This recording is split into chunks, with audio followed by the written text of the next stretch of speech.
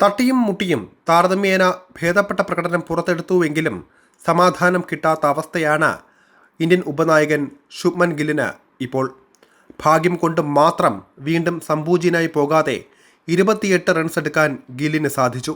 തുടരെ മൂന്നാം മത്സരത്തിലും സഞ്ജുവിനെ പുറത്തിരുത്തിയതിൻ്റെ അരിശം ക്രിക്കറ്റ് പ്രേമികൾക്ക് ഉണ്ടായിരുന്നു. ബൗളർമാർ മികച്ച പ്രകടനം പുറത്തെടുത്തതുകൊണ്ട് താരതമ്യേന ചെറിയ സ്കോർ പിന്തുടർന്ന ഇന്ത്യക്ക് വിയർക്കാതെ തന്നെ ജയിക്കാൻ പറ്റി.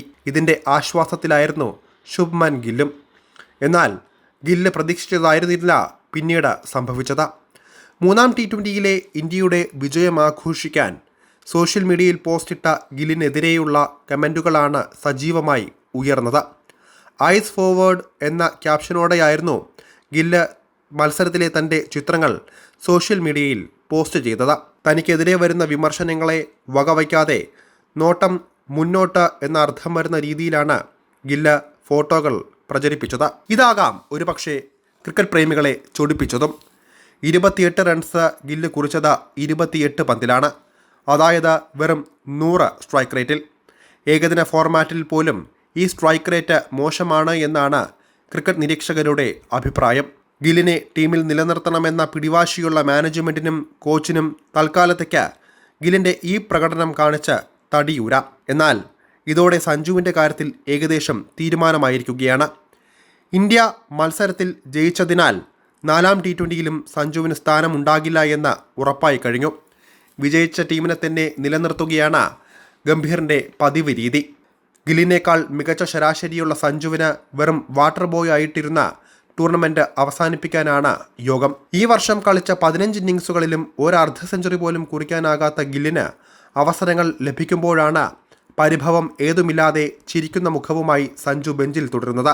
മികച്ച ഫോമിലുള്ള സഞ്ജുവിനെ നിരന്തരം അവഗണിച്ച ഗില്ലിനെ പിന്തുണയ്ക്കുന്നതിൽ ആരാധകരോഷം ഉയർന്നിട്ടും ഗംഭീറും ടീം മാനേജ്മെൻറ്റും പിടിവാശി തുടരുന്നതിലാണ് അത്ഭുതം. ഇക്കഴിഞ്ഞ മത്സരത്തിലെ പ്രകടനം വെച്ച് മാത്രം ഗില്ലിനെ അടുത്ത മത്സരത്തിൽ പുറത്തിരുത്താൻ സാധിക്കുമെന്നാണ് ഒരു വിഭാഗം ക്രിക്കറ്റ് നിരീക്ഷകരുടെ വാദം. 117 എന്ന ചെറിയ ടോട്ടൽ, സമ്മർദ്ദമില്ലാതെ ബാറ്റ് ചെയ്യാനുള്ള അവസരം ബോളർമാർ ഒരുക്കി കൊടുത്തിട്ടും അപക്വമായ ഷോട്ടുകൾക്ക് മുതിരുന്ന ഗില്ലിനെയാണ് കാണാൻ സാധിച്ചത്. നേരിട്ട ആദ്യ പന്തിൽ തന്നെ കൂടാരം കയറേണ്ട ഗില്ല് രക്ഷപ്പെട്ടത് തലനാരിഴയ്ക്ക്. മാർക്കോ യാൻസന്റെ ബൗളിൽ താരം വിക്കറ്റിന് മുന്നിൽ കുടുങ്ങിയപ്പോൾ അമ്പയർ ഔട്ട് വിധിച്ചതാണ്. എന്നാൽ റിവ്യൂ എടുത്തപ്പോൾ രക്ഷപ്പെട്ടു. ആയുസ് നീട്ടിക്കിട്ടിയിട്ടും ആത്മവിശ്വാസക്കുറവ് ഗില്ലിൻ്റെ പിന്നീടുള്ള ബാറ്റിങ്ങിൽ പ്രകടമായിരുന്നു. ഒട്ടും ഒഴുക്കില്ലാതെ തപ്പിത്തടയുന്ന ഗില്ലിനെയാണ് കാണാൻ സാധിച്ചത്. ഇന്നിങ്സിൻ്റെ തുടക്കത്തിൽ 4കൾ നേടിയെങ്കിലും ഒന്നിനും കൃത്യമായ കണക്ഷൻ ഇല്ലായിരുന്നു. ഒടുവിൽ 12ാം ഓവറിലെ 4ാമത്തെ പന്തിൽ ഗില്ല് കൂടാരം കയറുകയും ചെയ്തു.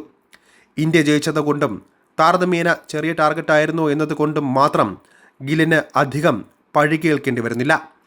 ഇന്ത്യയുടെ വിജയലക്ഷ്യം 200 റൺസിന് മുകളിലായിരുന്നുവെങ്കിൽ ഗില്ലിൻ്റെ പ്രകടനം വീണ്ടും ചോദ്യം ചെയ്യപ്പെടുമെന്ന് ഉറപ്പ്. ശേഷിച്ച 2 മത്സരങ്ങൾ ബാക്കിയുള്ളപ്പോൾ പ്രതീക്ഷ മാത്രമാണ് സഞ്ജുവിനുള്ളത്.